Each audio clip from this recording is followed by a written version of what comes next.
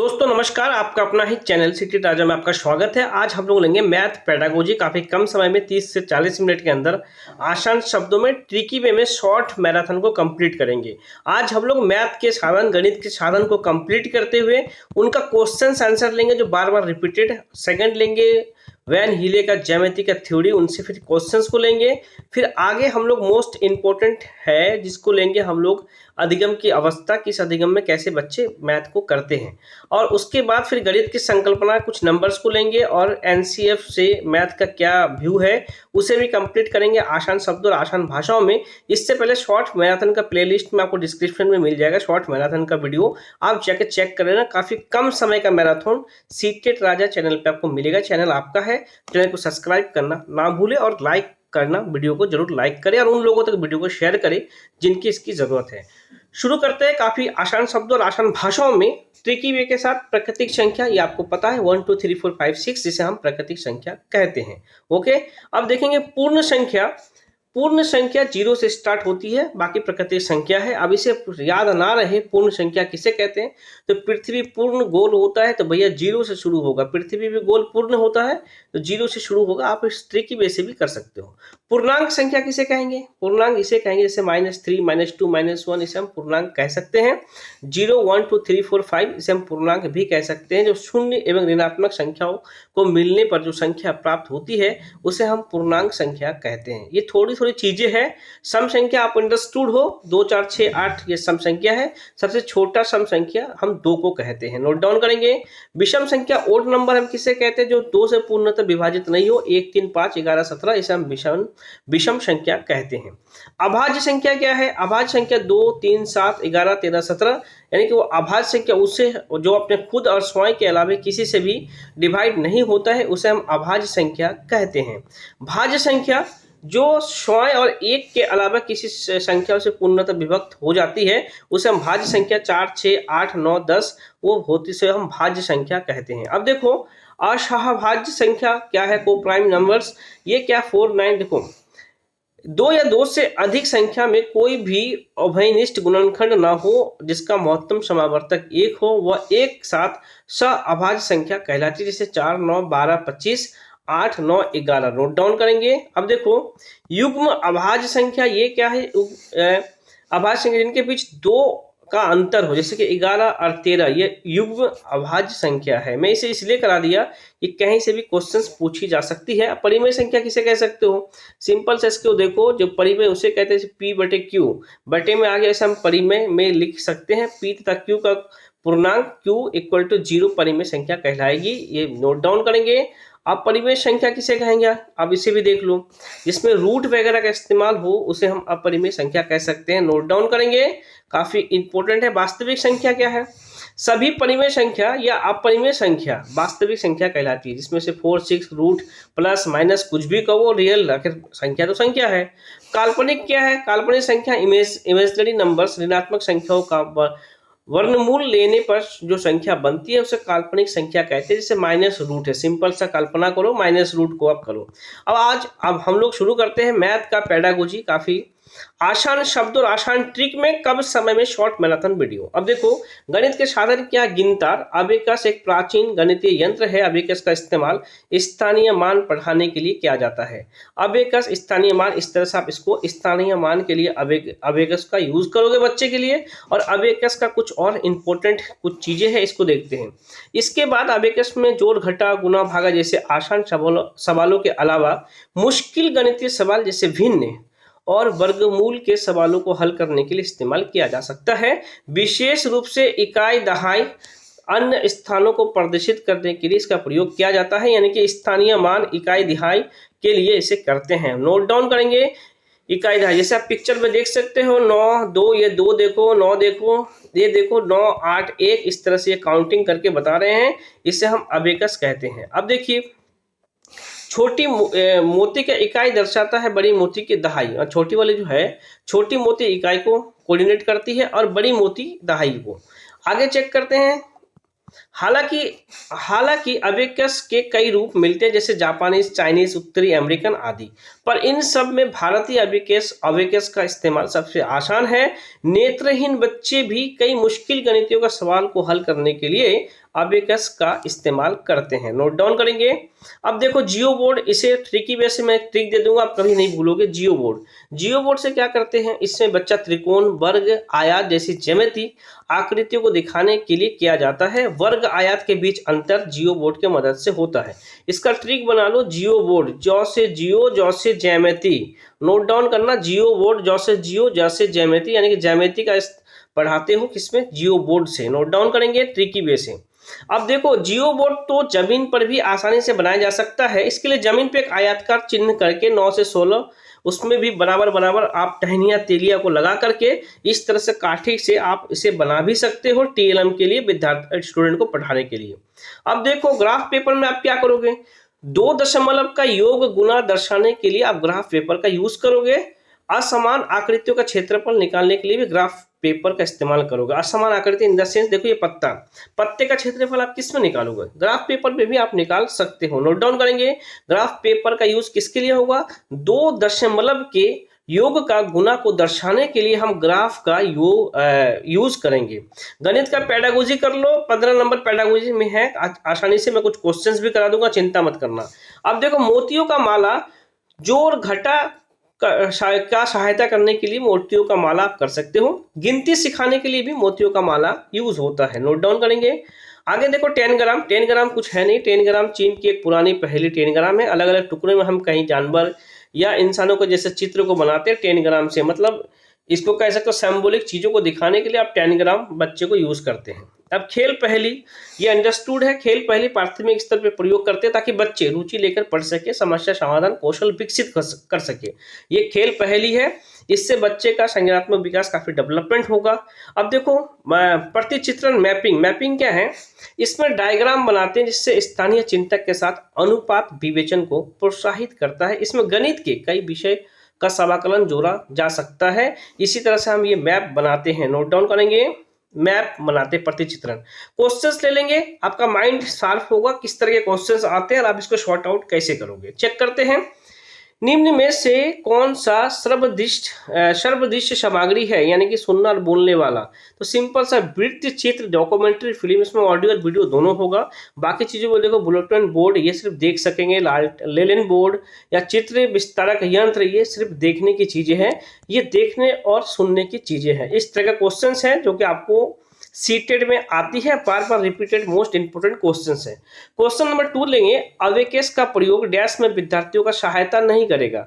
अब देखो बिना किसी त्रुटि के संख्याओं को पढ़ाने के लिए, पढ़ने में तो करेगा भाई, शब्द में दी गई संख्या को समान अंक लिखने में अवेकेस का कोई यूज नहीं था, अभी हम लोगों ने रीड किया। गणना परिशुद्धता के लिए अवेकस काम करेगा, स्थानीय मान के लिए भी अवेकस काम करेगा, बिना किसी त्रुटि के संख्या को पढ़ने में भी अवेकस काम करेगा, लेकिन अवेकस लिखने में कोई रोल अदा नहीं करेगा। नोट डाउन करेंगे। क्वेश्चन नंबर 3 लेंगे, प्राथमिक स्तर पर 10 ग्राम, मैंने देखा था 10 ग्राम से चित्र बन रहा था, संकल्पना बन रही थी। 10 ग्राम बिंदु का खेल, प्रतिरूप इत्यादि विद्यार्थी को क्या सहायता करेगा। अब 10 ग्राम से बच्चे क्या करेंगे, स्थानिक समझ की योग्यता में वृद्धि करता है। 10 ग्राम बिल्कुल सही। अब स्थानिक समझ यानी कि सिंबॉलिक, अब देखो अब इस पे बच्चे इसका योग्यता को वृद्धि करेगा। नोट डाउन करेंगे, ये 10 ग्राम बिंदु का खेल, प्रतिरूप इत्यादि स्थानिक समझ का योग्यता को बच्चे की डेवलप करेगा। नोट डाउन करेंगे, काफी इंपोर्टेंट आईक्यू लेवल का क्वेश्चन है। क्वेश्चन नंबर 4 लेंगे, कक्षा 2 के शिक्षार्थियों को सरल आकृतियों और उसके लंबी और किनारे से परिचय कराने के लिए सर्वोत्तम क्या है। अब देखो मैंने कहा था कि ज्यामिति जौ से जियो बोर्ड, जब भी आ जाए सरल आकृति, लंबे और किनारे का परिचय हम कराएंगे, वो कैसे कराएंगे, जियो बोर्ड से। जौ से ज्यामिति, जौ से जियो बोर्ड। नोट डाउन करेंगे, ट्रिकी वे से पढ़ो। क्वेश्चन नंबर 5 लेंगे। अब देखो कक्षा 4 में सममिति, परावर्तन और ज्यामिति संकल्पना की वृद्धि के लिए निम्नलिखित में से कौन सा व्यवहार कौशल उपकरणों में आवश्यक है। अब देखो मैंने कहा था, अब देखो इसमें क्या है, परावर्तन को भी समझाओगे, अपवर्तन, परावर्तन, सममिति को समझाओगे। दुमुखी पटल इसके लिए सबसे ज्यादा बेस्ट है, दुमुखी पटल, क्योंकि अब सममिति और परावर्तन ज्यामिति संकल्पना का वृद्धि के लिए पढ़ाओगे। ये दुमुखी पटल काफी इंपोर्टेंट और व्यापक है। अब देखो क्वेश्चन नंबर 6, कक्षा 4 के विद्यार्थियों को समझाने के लिए 1/10 या 1/100 से बड़ा है, आप इसे समझाओगे, कैसे समझाओगे। अब ये क्वेश्चंस बच्चे को समझाना है आपको, आप कैसे समझाओगे? अब इस कौन सी टीएलएम सर्वाधिक संख्या चार्ट में हम नहीं कर सकते, गिन तारा। अबेकस में हमने बताया था कि बटे हो स्थानीय मान हो, आप अबेकस में कर सकते थे। 1/10 और 1/100 से बड़ा है, हम अबेकस से कर सकते हैं। नोट डाउन करेंगे, काफी आईक्यू लेवल का क्वेश्चन है, काफी आईक्यू लेवल का क्वेश्चन है। क्वेश्चन नंबर 7 लेंगे। कक्षा 4 के छात्र को 1/8 यानी कि 1/8 यानी कि 2 समझाने के लिए निम्नलिखित में से माने 1 डिवाइडेड बाई 2 समझाने के लिए आप कौन सा उपयोग करोगे? आप 1 डिवाइडेड बाई 1/2 को समझाओगे, उन्हें आप क्या करोगे भैया? कागज मोड़ के, देखो इसमें क्या है समझो, एक कागज है और उसे हम 1/2 समझाएंगे तो यहाँ से कागज को मोड़ देंगे, ये क्या बन गया हमारा 1/2। हमें 1/3 बच्चे को पढ़ाना है तो कागज को हम 2 बार फोल्ड कर देंगे, 1/3 होगा। नोट डाउन करेंगे, यह केवीएस का इंटरव्यू में पूछा गया सवाल भी होता है कि बच्चे को आप 1/2 या 1/3 कैसे समझाओगे? कागज को मोड़ कर हम समझाएंगे, ये पार्ट ऑफ लर्निंग टीएलएम है। क्वेश्चन नंबर 8 लेंगे। कक्षा 2 के एक शिक्षार्थी 203 को 23 यानी कि 0 को गायब ही कर दी। एक अध्यापक होने के नाते आप निम्नलिखित में से कौन सा क्रियाकलाप करेंगे ताकि उसे अपनी गलती का बोध हो जाए? अब टीचर्स के लिए हम क्या करेंगे? तो भैया मनकों का डोरी, भैया मैंने दिया मोतियों का माला, मनकों का डोरी, हम इसका यूज करेंगे ताकि वो उसका कॉन्सेप्ट क्लियर हो। नोट डाउन करेंगे। लास्ट क्वेश्चन इनसे लेते हैं। कक्षा 5 में 2 पत्तियों का क्षेत्रफल और तुलना करने के लिए, तो भैया अभी हम लोगों ने पढ़ा था पत्तियों का क्षेत्रफल और तुलना भी किया था। कौन सा सर्वाधिक होगा? हम लोगों ने किस पे किया था? हम लोगों ने ग्राफ पेपर में किया था। नोट डाउन करेंगे। अब देखेंगे ज्यामितीय अधिगम, और काफी ट्रिकी बेसिस से करेंगे, चिंता मत करो, काफी ट्रिकी पे कुछ ट्रिक भी बनाएंगे। वैन हीले ने ज्यामितीय अधिगम दिया था, सबसे पहले तो ये जान लो। और इनके 5 स्तर होते हैं, नोट डाउन करना। स्तर 0, 1, 2, 3, 4। तो भैया 4 नहीं होता, इसको भी तो मानो स्तर 1, 2, 3, 4, 5 होता है, यानी कि कहीं कहीं 0 को 1 और 1 को 0 मानते हैं, तो 0 लेवल को भी 1 स्तर माना जाता है। नोट डाउन करेंगे। यानी कि शेप पहला स्तर है, shape class of shape, properties of shape second है, फिर वो रिलेशंस क्रिएट करता है। मैं अभी आगे डिफाइन करता हूँ, चिंता मत करो, अब मैं आगे आसान शब्दों में डिफाइन करूंगा। अब देखो पहला जो स्टेज है वो है चाक्षुषीकरण या पहचानना। इसे आप कह सकते हो जो बच्चा देख के बस समझ जाए उसे हम कह सकते हैं चाक्षुषीकरण। वो पहला यानी कि पहला स्तर है जिसको स्तर 0 कहते हैं या स्तर फर्स्ट है, बस इसको याद रखना। विद्यार्थी ज्यामितीय आकृति जैसे त्रिभुज, चतुर्भुज आदि उनके स्वरूप के आधार पर आकृति का वर्णन करता है कि भैया ये तो बिस्किट है, ये तो भैया ईंट की तरह लग रहा है, इस तरह से वो देख के कर सकता है, बस पहचान सकता है और कुछ नहीं कर पाएगा वहां पे। और यही 2 लेवल से क्वेश्चंस है। दूसरे में क्या कर पाएगा? वो विश्लेषण यानी कि एनालिसिस कर पाएगा। विद्यार्थी इस स्तर पर उनके गुण के आधार पर आकृतियों का वर्णन करता है कि ये सर्किल है, ये रेक्टेंगल है, ये क्यूब है।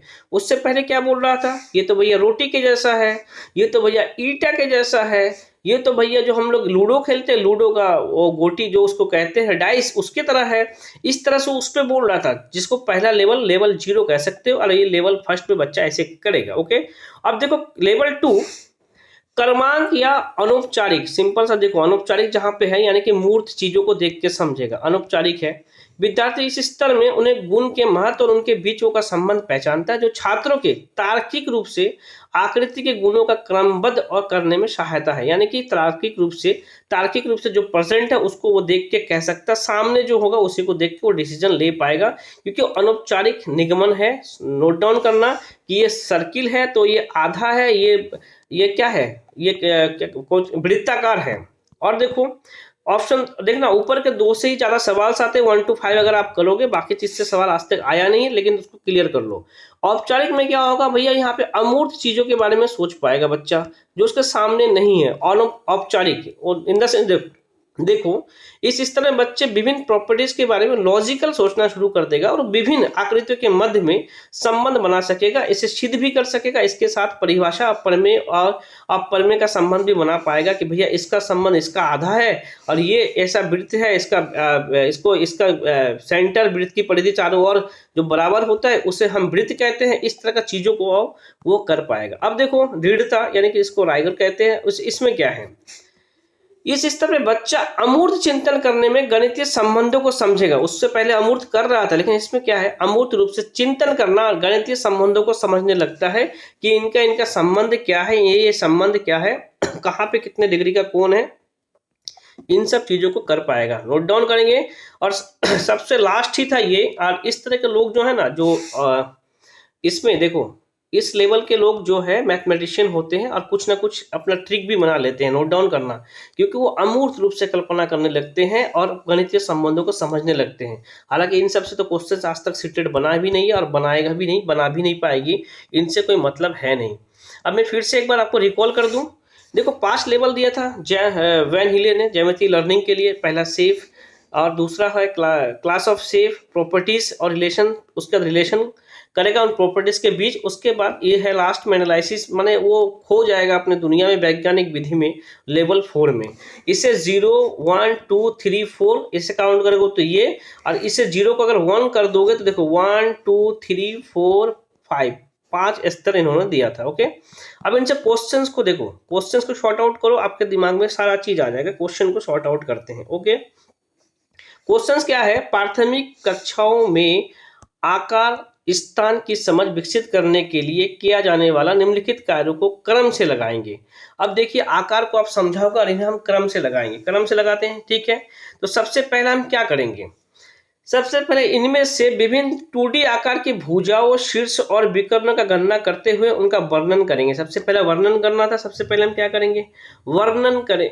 नो नो नो नो, वर्णन नहीं करेंगे। सबसे पहले हम क्या करेंगे, छाटेंगे। पहले बच्चा छाटेगा, 2D आकार को छाटेंगे, सबसे पहला बच्चा छाटेगा। उसके बाद 2D आकार के भुजा शीर्षों का अवलोकन करते हुए उनकी विशेषताओं का मिलान करेगा। सेकंड लेवल था उनका मिलान करना। पहले तो छाटेगा, चाक्षुषीकरण था, पहले देखेगा वो। दूसरा, सेकंड में वो अवलोकन, सेकंड में वो अवलोकन, हाँ अवलोकन करेगा।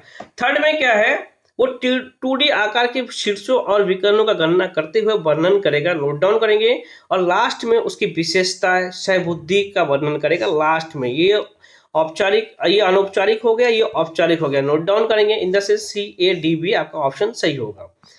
क्वेश्चन नंबर 2 को लेंगे, सारा वैन हीले से है। प्राथमिक स्तर पे बच्चे को दिए गई आकृति को उनकी दिखावट के आधार पे वर्गीकृत करने का योग है। हीले के अनुसार वो ज्यामिति में क्या है, देखो वो डिफाइन कर पाएगा, वर्गीकृत कर पाएगा।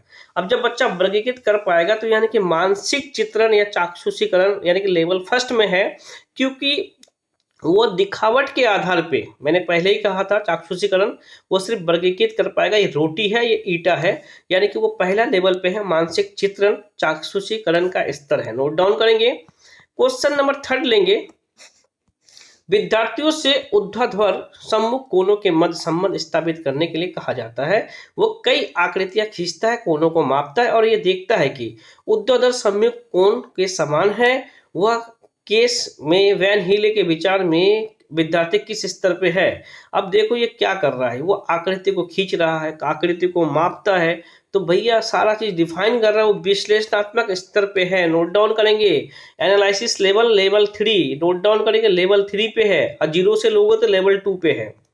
ऑप्शन 4 है, वैन हीले के ज्यामितीय विचार के स्तर के अनुसार 5 स्तर है, चाक्षुषीकरण है, विश्लेषण है, अनौपचारिक है, निगमन है, उसके बाद औपचारिक है और लास्ट है दृढ़ता। ठीक है, अनौपचारिक को निगमन भी कहते हैं। चलो, अनौपचारिक निगमन और अनौपचारिक औपचारिक निगमन है और दृढ़ता है। चलो, इसमें क्या है, अब देखो बच्चे के सामने सारा त्रिभुज है, ये इस टाइप का त्रिभुज है, ये क्या कहते हैं, स्क्वायर है।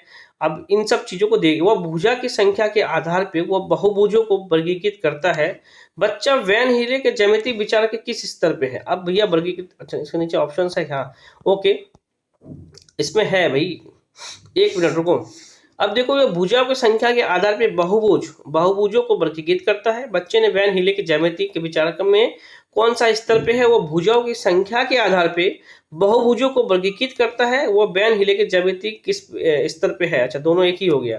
चेक करेंगे वो किस पे है, तो भैया वो चाक्षुषीकरण पे है। भाई देख के अलग अलग कर पा रहा है कि ये दोनों एक है, ये इसी में है, ये इसी में है, ये एक है, ये एक है, और इसको तो हम इसका पार्ट मान सकते हैं, इस तरह को वो अलग कर सकता है। तो भैया वो चाक्षुषीकरण में है। नोट डाउन करना, फर्स्ट लेवल, इसको लेवल 0 कहते हैं। क्वेश्चन नंबर 5 लेंगे, वैन हीले के ज्यामितीय स्तर के अनुसार जो विद्यार्थी की आकृति दिखावट के अनुसार वर्गीकृत कर सकता है। अब देखो दिखावट के अनुसार अगर वो कर सकता है वो पहला लेवल पे है, यानी कि मानसिक चित्रण या चाक्षुषीकरण है। सिंपल सा जहाँ पे दिखावट आ जाए, चाक्षुषीकरण आ जाए, इन सब पे लेवल 0 या लेवल फर्स्ट अगर दिया गया, मानसिक चित्रण यहाँ पे लेवल फर्स्ट है तो वो भी आप कर सकते हो। नोट डाउन करेंगे, ये पहला स्तर है। क्वेश्चन नंबर 6 लेंगे, ज्यामिति समझ की विकास करने के लिए निम्नलिखित में से कौन सा श्रेणी क्रम सही है। अब ज्यामिति का विकास करोगे, श्रेणी क्रम सबसे सही है। देखो सबसे पहले मानसिक चित्रण होगा, फिर विश्लेषण करेगा, अनौपचारिक के बाद औपचारिक आती है। सिंपल सा बात है, अनौपचारिक के बाद ही औपचारिक आएगी। नोट डाउन करेंगे। आगे लेंगे क्वेश्चन नंबर 7 को। आगे लेंगे क्वेश्चन नंबर 7 को। देखो एक 7 वर्षीय लड़का 4 भुजाओं वाली नियमित आकृति और वर्ग के रूप में पहचानता है। ओके, वैन हीले के अनुसार वो ज्यामितीय विचार के किस स्थिति में है, वो पहचानना जानता है। अब यानी कि वो किस लेवल पे है, यानी कि मानसिक चित्रण पे है, स्तर 1 पे है। नोट डाउन करना। देखो यहाँ पे स्तर 1 दे दिया गया मानसिक चित्रण को, कहीं से 0 से शुरू करेगा, कहीं से 1 पे। तो मानसिक चित्रण को देख लेना क्योंकि वो पहचानता है। नोट डाउन करना। वो अलग अलग डिफाइन नहीं कर पाएगा कि विश्लेषण करेगा। ओके, उसके बाद निगमन होगा, फिर अनौपचारिक निगमन होगा, ये स्तर है। तो सबसे पहले वो क्या कर रहा था, यहाँ पे क्वेश्चंस को देखो। वह 7 वर्षीय लड़का 4 भुजाओं के बीच नियमित आकृति वर्ग को रूप में पहचानता है। वैन हीले के अनुसार वो ज्यामिति के विचार में किसमें है, वो मानसिक चित्रण पे है। नोट डाउन करेंगे। आगे हम लोग लेंगे गणित अधिगम की अवस्था। अब इनमें से कुछ क्वेश्चंस भी ले लेंगे और काफी मोस्ट इंपोर्टेंट है, इससे काफी क्वेश्चंस पेडागोजी से आपको समझने को मिलेगा। बाद में हम लोग एनसीएफ, इसमें एनसीएफ को भी ऐड करेंगे। 40 से 45 मिनट के अंदर आपका मैथ पेडागोजी खत्म हो जाएगा। अब देखो बच्चे में जन्म से किशोरावस्था तक गणित से संबंधित अलग अलग मानसिक परिवर्तन देखने को मिलता है, जो कि बच्चे जन्म से किशोरावस्था तक 6 अवस्थाओं से होकर गुजरता है। वो अवस्था क्या है, आरंभिक अवस्था, मिलान अवस्था, परिणात्मक अवस्था, परिमाणात्मक अवस्था, विभाजन अवस्था और गुणनखंड अवस्था और संक्रियात्मक अवस्था। ये 6 अवस्था है। आगे हम लोग इसमें थोड़ा थोड़ा चीजों को देख लेंगे। अब देखो 0 से 3 साल का जब बच्चा होता है ना, तो आरंभिक अवस्था, इस अवस्था में वस्तु को देखकर बता सकता है कौन सा वस्तु बड़ी है और कौन सा छोटी है। बिग और स्मॉल के बारे में 3 साल में बच्चा जान लेता है। ओके, अब आगे देखो 3 से 5 साल में बच्चा क्या कर लेगा, मिलान अवस्था, यानी कि इनमें 2 संख्या के बीच नंबर गिनती बोल सकेगा। 7, 8, 9, 10 ये काउंट कर पाएगा 3 से 5।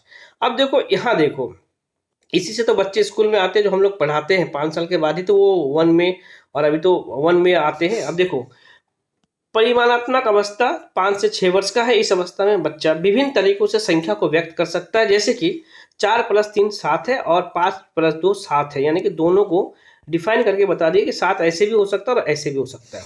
उसके बाद 6 से 9 वर्ष में विभाजनात्मक, यानी कि इस अवस्था में बच्चे बड़े संख्याओं को स्थानीय मान विभाजन करता है या 3 संख्याओं का नंबर तक, जैसे कि 200 + 40 + 5 245। इस अवस्था 6 से 9 की अवस्था होती है।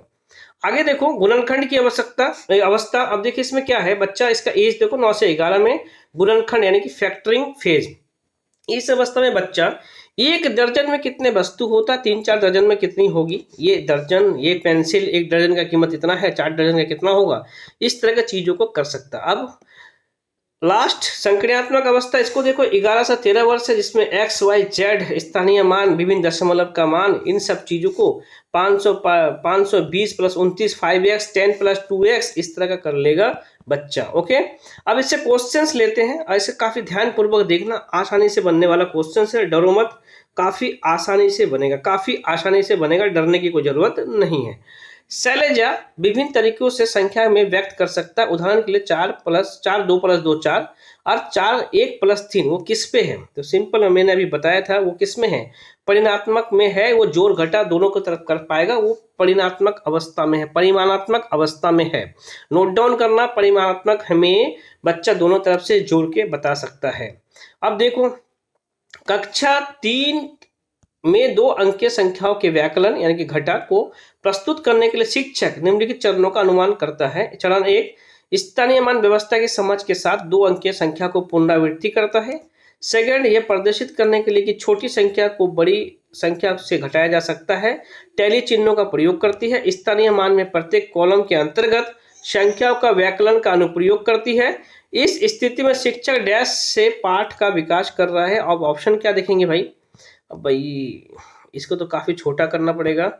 ओके, देखो अभी टीचर्स क्या कर रहे थे इसमें, यहाँ तक मैं काम चलाओ, यहाँ तक में सब कुछ दिखेगा। ओके, अब टीचर्स यहाँ पे क्या कर रहे थे, क्वेश्चन नंबर 2 में अब देखो टीचर्स यहाँ पे क्या कर रहे थे। देखो सबसे पहले 1 देखो, सबसे पहले व्यवस्था, संकलन, संक्रिया और परिकलन प्रक्रिया कर रहे थे, क्योंकि स्थानीय मान की व्यवस्था के समझ के साथ 2 अंक की संख्या का पुनरावृत्ति कर रहे थे, यानी कि वो व्यवस्था का संकल्पना कर रहे थे। सेकंड में देखो, यह प्रदर्शित करने के लिए छोटी संख्या को बड़ी संख्या से घटाया जा सकता है, टैली चिन्हों का प्रयोग कर रहा था, यानी कि वो संक्रिया को बच्चे का समझाया जा रहा था। तीसरे में देखो, स्थानीय मान कॉलम के अंतर्गत संख्याओं का व्याकलन यानी कि घटाने का प्रयोग बताया जा रहा था, यानी कि थर्ड स्टेज परिकलन प्रक्रिया को बच्चे को समझाया जा रहा था। जी हाँ, नोट डाउन करेंगे, लास्ट 2 क्वेश्चन इससे लेंगे।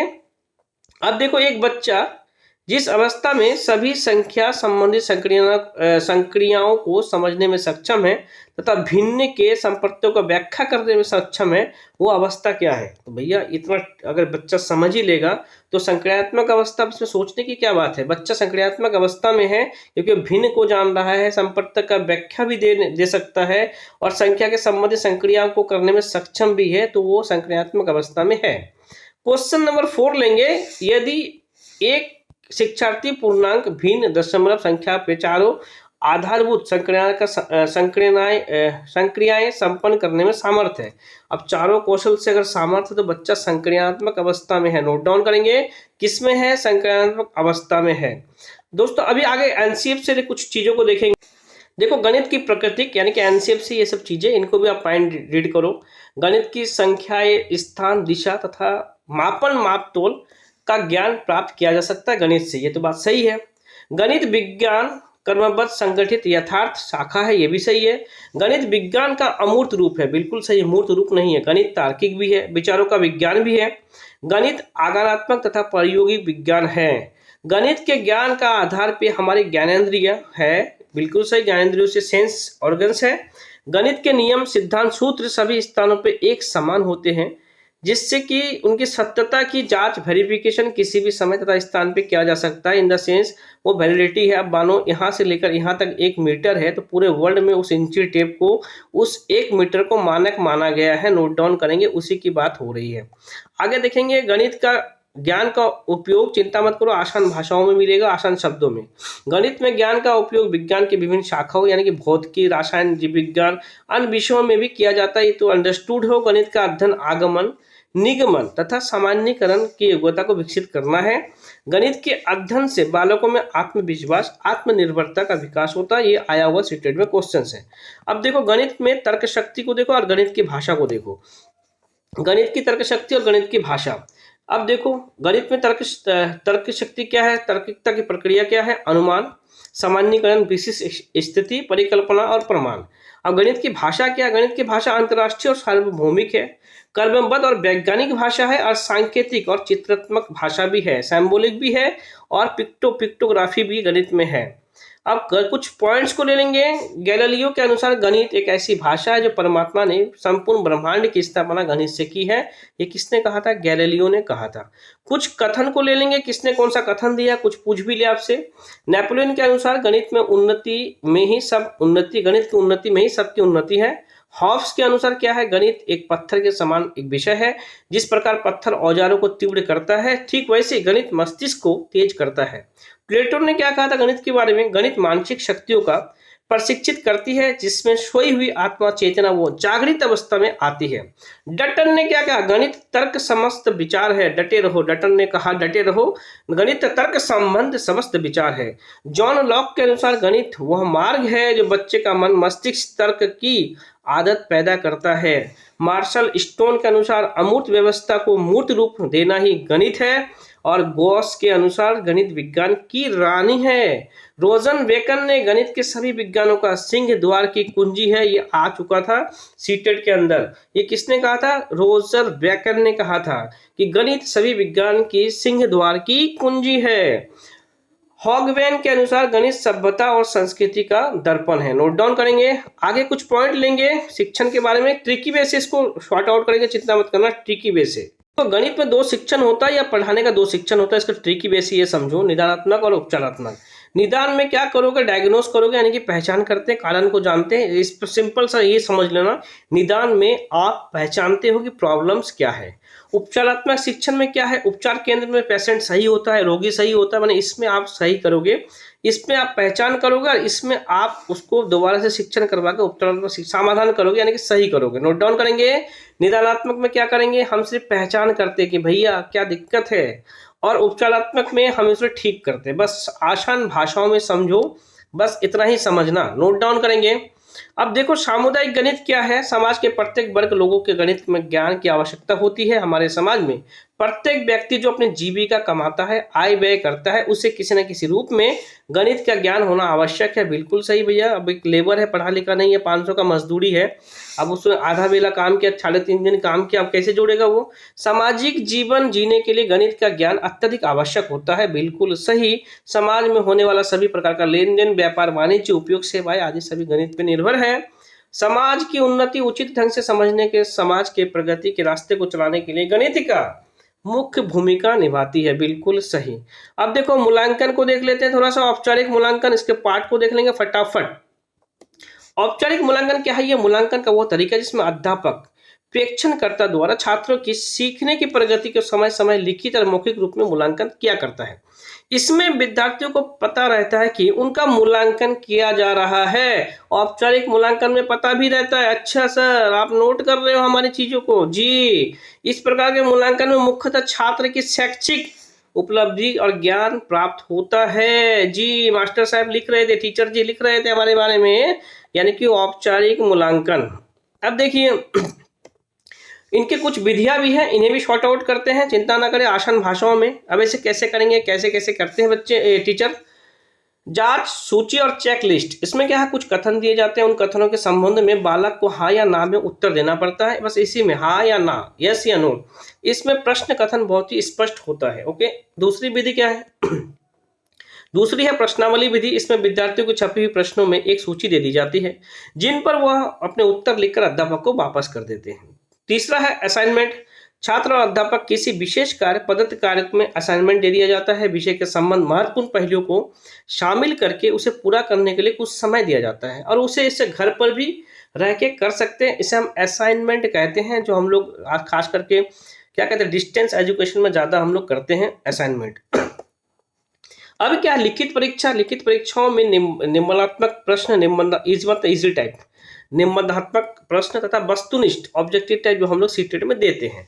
निबंधात्मक परीक्षाओं में छात्र को विस्तार पूर्वक उत्तर लिखना होता है, जबकि वस्तुनिष्ठ परीक्षा सरल संक्षिप्त उत्तर देने के लिए होता है। वस्तुनिष्ठ परीक्षा दो प्रकार की होती है। पहली प्रमाणित होना चाहिए था, प्रमाणित यानी कि स्टैंडर्ड, जिसमें समान स्तर नॉर्मल्स पहले से स्थापित की जाती है। और दूसरा होता निर्मित, टीचर मेड, जिनमें प्रश्नों का निर्माण टीचर स्वयं करता है। ओके। अब देखो मौखिक परीक्षा है, इसका भी एक पार्ट है। मौखिक परीक्षाएं, इन परीक्षाओं में मौखिक प्रश्न, वाद विवाद, विचार विमर्श, नाटक प्रदर्शन, बस मौखिक में मौखिक ही होगा, क्या होगा। अब देखेंगे औपचारिक तो समझ में आ गया था, अनौपचारिक में कुछ चीजों को डिफाइन करते हैं। अनौपचारिक क्या था, अनौपचारिक देखिए इनफॉर्मल, इनफॉर्मल को चेक कर ले। अब देखो अनौपचारिक मूल्यांकन में छात्र का मूल्यांकन अध्यापक प्रेक्षण कर्ता द्वारा बिना उसकी जानकारी, टीचर्स को पता भी नहीं रहता है, बातों बातों में इस मूल्यांकन को करते। गुणात्मक मूल्यांकन भी किया जाता है ना, बातों बातों में हाव भाव खेलते कूदते इसका मूल्यांकन करते हैं। इससे अनौपचारिक मूल्यांकन की प्रमुख विधियां क्या क्या है देख लेते हैं। सबसे पहले अवलोकन करके, यानी कि ऑब्जर्वेशन, देखते देखते इस विधि में छोटे बच्चों में अपनाई जाती है। इसके माध्यम से गतिविधियों को देखते हैं, उनका अवलोकन करते हैं। इस तकनीक का उपयोग बालक की योग्यता, व्यवहार के संबंध जानकारी प्राप्त करने के लिए किया जाता है। दूसरा क्या, संवाद, उनसे बात करना। इस विधि में बच्चे आपस में किसी विषय में संवाद, वाद विवाद कराया जाता है, वो आपस में एक दूसरे के प्रति व्यवहार का पता चलता है। अभिलेख क्या, अभिलेख छात्रों से संबंधित विशेष घटनाओं को अंकित किया जाता है, जिनमें द्वारा अध्यापक को उनके संवेगात्मक व्यवहार के बारे में पता चलता है। नोट डाउन करेंगे। आगे कुछ चेक करते हैं, गणित की कुछ समस्याएं और त्रुटि विश्लेषण, बस आपका और सांख्यिकी से कुछ चीजों को देखेंगे। आपका मैथ पेडागोजी कंप्लीट, और मैं कुछ क्वेश्चंस कराऊंगा जो कि इंपॉर्टेंट क्वेश्चंस है। अब देखो कुछ समस्याएं गणित के क्या क्या है चेक करते हैं। छात्रों के शारीरिक मानसिक स्वास्थ्य, ये समस्या है। अगर शारीरिक रूप से और मानसिक रूप से बच्चा स्वस्थ ही नहीं है तो गणित में कुछ दिक्कतें आएंगी।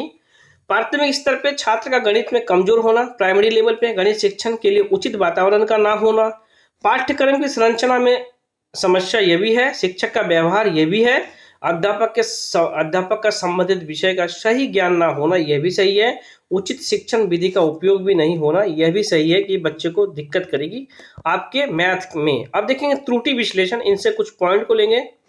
त्रुटि विश्लेषण एरर एनालिसिस को कैसे करेंगे? छात्र को अधिगम संबंधी कठिनाई या त्रुटि का पता लगाने के कारणों को खोज करना ही त्रुटि विश्लेषण है। अब इसे कैसे देखेंगे? गणित शिक्षा में त्रुटि की महत्वपूर्ण भूमिका होती है क्योंकि इनके द्वारा ही बच्चे सीखते हैं, त्रुटि के द्वारा।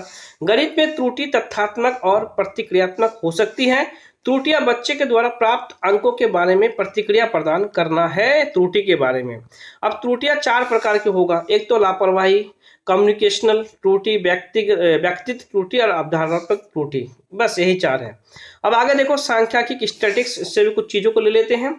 आंकड़े को व्यवस्थित करना, अध्ययन करना ही सांख्यिकी कहलाता है। ये तो आप लोगों ने पढ़ा भी होगा। आंकड़े का प्रकार, प्राथमिक आंकड़े, जब कोई व्यक्ति खुद आंकड़े प्राप्त करता है उसे हम प्राथमिक आंकड़े कहते हैं। नोट डाउन करेंगे। प्राथमिक आंकड़े को प्राप्त करने का कुछ चीजों को देखते हैं, कैसे प्राप्त करेंगे। डायरेक्ट पर्सनल से और इनडायरेक्ट ओरल इन्वेस्टिगेशन, अरे क्या कहते हैं सीआईडी में जो करते हैं, इन्वेस्टिगेशन से करते हैं। Okay, direct personal investigation, indirect oral investigation, स्थानीय स्रोत से सूचना प्राप्त करना, प्रश्नावली भरवाकर और या प्रमाणकों के द्वारा सूची भरवाकर, यह प्रमाणक यहाँ पे होगा। अब देखो द्वितीय यानी कि सेकंड आंकड़े क्या? इस आंकड़े को सरकार के द्वारा भविष्य में की जाने वाला निर्माण में प्रयोग में लाया गया आता है क्योंकि ये पहले प्रकाशित या अप्रकाशित हो चुके हैं। ये सेकंड आंकड़े हैं, नोट डाउन करेंगे। अब देखो सेकंड आंकड़े यानी कि सेकंड आंकड़े क्या है, कैसे प्राप्त करोगे आप? अंतर्राष्ट्रीय प्रकाशन होगा, सरकारी प्रकाशन होगा, अर्ध सरकारी प्रकाशन होगा, व्यापारिक संस्था का प्रकाशन, पत्र पत्रिकाओं का प्रकाशन भी होगा। जी हाँ, आपका मैथ पेडागोजी खत्म दोस्तों, मात्र कितने 36 मिनट के अंदर। उसके बाद आप शॉर्ट मैराथन का वीडियो प्लेलिस्ट में है, जाकर चेक कर लेना शॉर्ट मैराथन वीडियो, और प्रीवियस ईयर का पेपर 60% आप सीटेट इसी से कर लोगे। और चैनल पे आपको शॉर्ट मैराथन वीडियो और कुछ क्लासेस भी मिल जाएंगे। मैं आपको इंपॉर्टेंट क्वेश्चंस भी कराऊंगा। चैनल पे आप मैराथन वीडियो देखना ना भूलना और वीडियो को उन लोगों तक शेयर जरूर करना जो पैड क्लासेस नहीं ले पाते हैं। शॉर्ट चीज़ों को देखना, कम समय में अधिक चीज़ों को जानना चाहते हैं और किसी का भला करोगे तो आपका भी भला होगा। वीडियो अच्छा लगे तो दिल से लाइक करना, शेयर करना, कमेंट करना। ये चैनल आपका है, वीडियो भी आपका है। हमसे जुड़े रहने के लिए आपको दिल से धन्यवाद। जय हिंद, जय भारत।